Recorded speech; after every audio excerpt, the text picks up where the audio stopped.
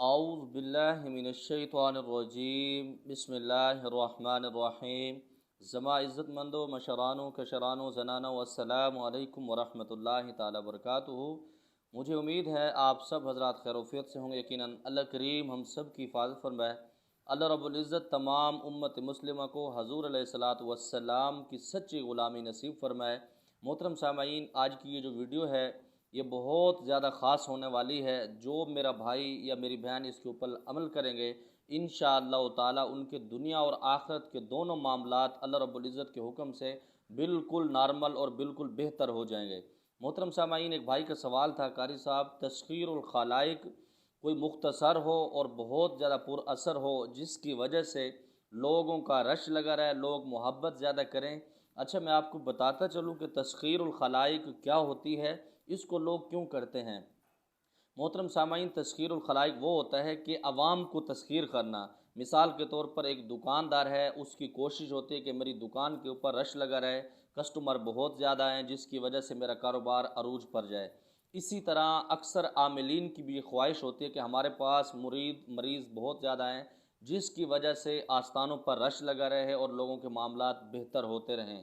تو محترم سامعین، انشاءاللہ تعالی آج کا یہ جو عمل ہے تسخیر کا بہت زیادہ مجرب ہے۔ اگر میں یہ کہوں کہ پوری دنیا میں نے اگر چھان ماری ہے تقریباً 14 سے 15 سالوں میں، اللہ تعالیٰ نے مجھے بہت زیادہ سفر بھی کرائے ہیں، اللہ تعالیٰ نے بہت بزرگوں کی زیارتیں بھی کرائی ہیں، اللہ تعالیٰ نے بہت کچھ عطا کیا، لیکن تسخیر الخلائق کا میں یہ سمجھتا ہوں شاید اس سے بڑا میں آپ کو آج کے بعد عمل نہ دے پاؤں۔ مجھے لگتا ہے کہ یہ بہت بڑا مجرب اور آزمودہ ہے، اس کو میں نے خود بھی بہت دفعہ آزمایا ہے، کیونکہ آپ لوگ سمجھتے ہیں میری ایک عادت ہے کہ جو عمل میں آپ کو بتاتا ہوں یہ کتابوں کے نہیں ہوتے، یہ ایک سینہ بسینہ راز جو مجھ تک پہنچے ہیں میرے بزرگوں کی طرف سے، میرے آباء و اجداد کی طرف سے، میرے اساتذہ کرام کی طرف سے، تو وہ میں آپ کے ساتھ شیئر کرتا ہوں۔ تو محترم سامعین، اکثر عاملین، جس بھائی نے مجھے سوال کیا اس کے سوال پر مجھے بہت زیادہ تعجب بھی ہوا کہ قاری صاحب ایک ایسا عمل بتائیں تسخیر الخلائق کا جس سے عوام کا رش لگا رہے، عوام مقناطیس کی طرح آتی رہے۔ اس کے یہ جو لفظ تھا میرے دل کے اندر کھا گیا، تو میں نے اس وقت جب میں یہ میسیج پڑھ رہا تھا تو میرے منہ سے یہ نکلا کہ واہ سبحان اللہ۔ وہ ہمارے دادا جی رحمۃ اللہ علیہ کے پاس ایک پہلوان آیا تو اس نے کہا جی مجھے کوئی تعویذ دے دیں، میری کشتی ہے، میرا مقابلہ ہے، میں نے کسی سے دنگل کرنا ہے کہ میں اس کو بچھاڑ دوں اور میں اس سے جیت جاؤں۔ تو بزرگوں نے وہ تعویذ دیا، تعویذ دینے کے بعد ہماری اپنی سرائکی زبان میں کہا کہ ابا زوری لاویں تعویذ دے اتے نہ بیٹھا راویں۔ مثال کے طور پر انہوں نے یہ کہا کہ آپ نے اس تعویذ کے اوپر زیادہ یقین نہیں کرنا، اپنا زور بھی لگانا ہے۔ ٹھیک ہے، وہ اللہ پاک کی کلام ہے جو آپ کو لکھ کے دے رہے ہیں، آپ اس کو اپنے بازو میں باندھیں گے یا گلا میں باندھیں گے، لیکن آپ نے زور لگانا بھی ہے، زور لگانا شرط بھی ہے۔ تو محترم سامعین، مجھے بڑی حیرانی ہوتی ہے کہ کچھ لوگ کہتے ہیں کہ وظائف مختصر ہوں، ٹائم نہ لگے، پابندی نہ ہو اور مریض مقناطیس کے لیے ہیں۔ سبحان اللہ۔ محترم سامعین، اس طرح بالکل بھی نہیں ہوتا، یہ بالکل جہالت اور گمراہی ہے۔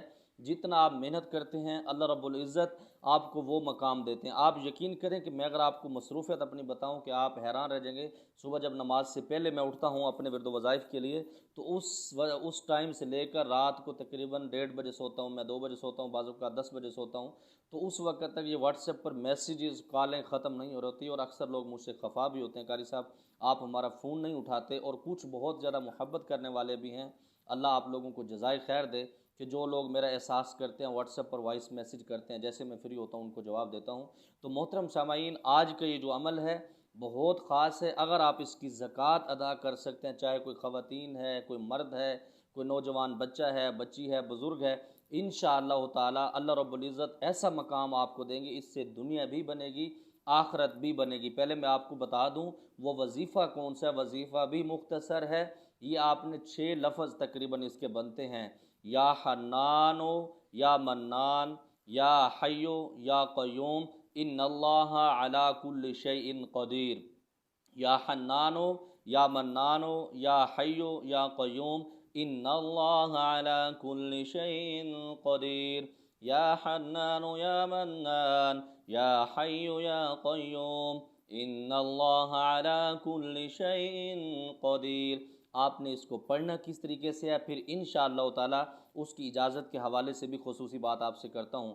محترم سامعین، جو بندی اس کو کامیابی سے ادا کرنا چاہتا ہے اس کی زکوٰۃ، تو 14 دن کے اندر میں اس کی زکوٰۃ آپ کو نکلواؤں گا۔ 14 دن کے اندر آپ اس کے عامل بن جائیں گے، اور آپ کو بتاتا چلوں یہ عمل باموکل بھی ہے، بے موکل بھی ہے۔ آپ اس کو اگر توجہ سے کرتے ہیں، دھیان سے کرتے ہیں، تو پھر اس کے اندر بہت سارے لوازمات آپ کو ملتے ہیں۔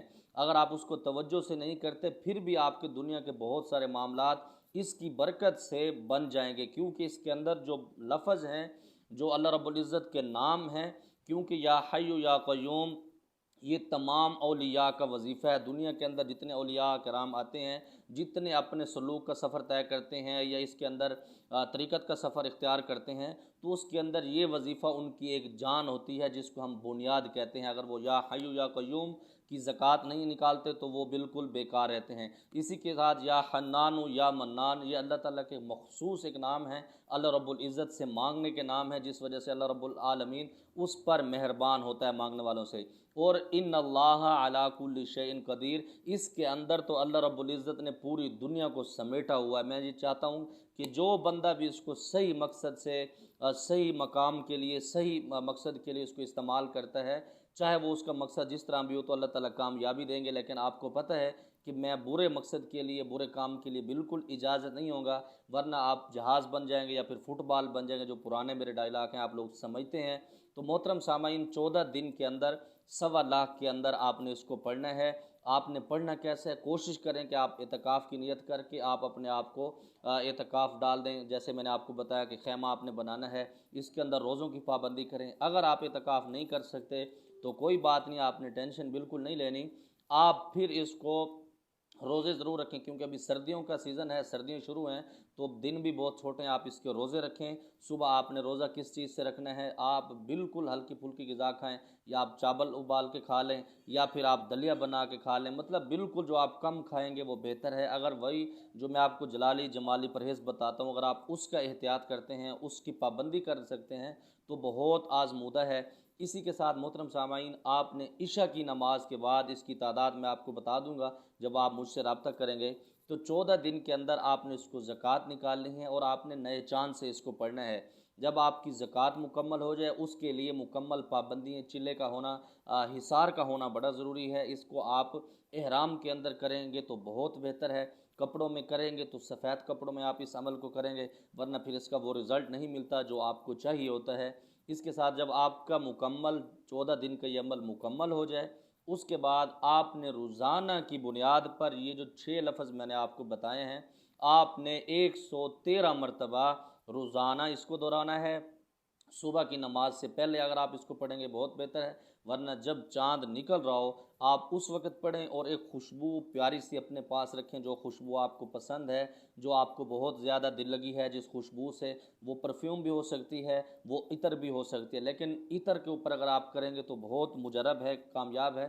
عطر کا یہ بھی فائدہ ہوتا ہے، ایک تو سنت عمل ہے، دوسرا آپ اس کو اپنی جیب کے اندر رکھ بھی سکتے ہیں۔ تو محترم سامعین، آپ نے 113 کی مقدار میں اول آخر 3 مرتبہ درود ابراہیمی کے ساتھ آپ نے اس کو پڑھنے، یہ 6 لفظ جو میں نے آپ کو بتائے ہیں، یا حنان یا منان یا حی یا قیوم ان اللہ علی کل شیء قدیر، پڑھنے کے بعد آپ پھر 3 دفعہ درود ابراہیمی پڑھ کے اس خوشبو کے اوپر دم کر لیں گے، اپنے ہاتھوں پر پھونک مار کے پورے جسم پر پھیر دیں گے، اور تھوڑی سی خوشبو آپ اسی وقت ہی لگائیں گے۔ اور آپ کوشش کریں کہ آپ نماز سے پہلے ہی غسل کر لیا کریں، کیونکہ جب آپ نماز سے پہلے غسل کریں گے تو جب آپ اس عمل کو پڑھیں گے، اس وقت آپ اس کے اوپر عمل کر کے آپ فوراً وہ خوشبو لگا لیں گے۔ انشاءاللہ تعالی آپ جس سے ملیں گے وہ آپ کی قدر کرے گا، آپ کے گیت گائے گا، آپ کے گیت گنگنائے گا، آپ کی بہت زیادہ سیوا کرے گا۔ تو محترم سامعین، اس کے اجازت کے حوالے سے غلط مقام کے لیے آپ اس کو بالکل استعمال نہیں کریں گے، اور نہ ہی آپ لوگ مجھ سے رابطہ کریں گے، اور اجازت اس کو ہوگی جو میری سرپرستی میں کرے گا۔ اس کا 7,000 روپے ہم نے ہدیہ رکھا ہے، جو ہماری محنت ہے، جو ہم نے اتنے سالوں سے کی ہے۔ یہ میں آپ کو عمل کے پیسے نہیں لے رہا، میں آپ کے ٹائم کے پیسے لے رہا ہوں، جو میں آپ کو اپنی سرپرستی میں کرواؤں گا۔ اگر اپنی مرضی پر کرنا چاہتے ہیں، آپ کی اپنی مرضی ہے، کامیابی آپ کو ملتی ہے وہ آپ کے نصیب ہے، نہیں ملتی وہ بھی آپ کا نصیب ہوگا، جو انشاءاللہ تعالی ہم آپ کو اپنی زیر نگرانی کروائیں گے، تو اس کی ساری دیکھ بھال بھی ہم کریں گے اور انشاءاللہ تعالی 110% اس کا رزلٹ ملے گا۔ اچھا، اکثر لوگ مجھے یہ بھی کہتے ہیں قاری صاحب 100% ہوتا ہے، آپ 110 کیوں کہتے ہیں؟ محترم سامعین، جتنی اللہ رب العزت نے ہمیں توفیق دی ہے، جتنا ہم نے اس کے اندر محنتیں کی ہیں، میں نے شاید پہلے بھی ایک ویڈیو میں بتایا تھا، ہمارے دادا جی رحمۃ اللہ علیہ نے ہمیں 3 سال مریضوں کے جوتے سیدھے کرائے ہیں۔ جو جوتے ہم نے ان کے سیدھے کیے ہیں، خدا کی قسم ان لوگوں کی دعائیں ہمارے ساتھ ہیں جو اللہ نے یہ مقام دیا ہے، اللہ نے یہ معاملات کیے ہیں۔ تو یہ جو فیس ہے یہ صرف ٹائم کی ہم لیں گے، جو ہمارا دماغ کھاتے ہیں، جو ہم سے پوچھتے ہیں، تو اس کے یہ پیسے ہیں۔ جس کا دل کرتا ہے کرنا چاہے کر سکتا ہے، اپنی ذات پر آپ خود کرنا چاہتے ہیں تو میری طرف سے اس کی کوئی اجازت نہیں ہے، آپ کریں گے اس کے اندر آپ کو کامیابی بھی مل سکتی ہے، ناکامی بھی ہو سکتی ہے، اور بعض اوقات کچھ معاملات الجھ بھی سکتے ہیں۔ مجھے امید ہے جس میرے بھائی کا سوال تھا تذکیر الخلائق کا، میں اس کو گارنٹی سے کہتا ہوں، آپ نے تو مقناطیس کا کہا ہے نا، میں اس سے کہتا ہوں کہ اس سے بھی کوئی زیادہ خطرناک چیز ہوتی ہے کسی کو چپکنے کی۔ اور میرے دادا جی رحمۃ اللہ علیہ فرماتے تھے کہ یہ وظیفہ ایسا ہے کہ انسان کو ولڑ ویندے، ہماری زبان میں کہتے ہیں کہ کسی کو چپک جانا، اس کی جان نہ چھوڑنا، تو اس کو کہتے ہیں کہ ولڑ جانا۔ تو یہ وظیفہ اس طرح کا ہے۔ اللہ کریم ہم سب کی حفاظت فرمائے۔ اگر میری ان باتوں سے کسی کی دل آزاری ہوئی ہے تو میں معذرت چاہتا ہوں۔ اللہ کریم ہم سب کی حفاظت فرمائے۔ اللہ تعالیٰ تمام امت مسلمہ کو 100% دین کے مطابق زندگی گزارنے کی توفیق نصیب فرمائے۔ زمادہ پارا خاص دعاؤں کا دا خدائی پامان۔ السلام علیکم ورحمۃ اللہ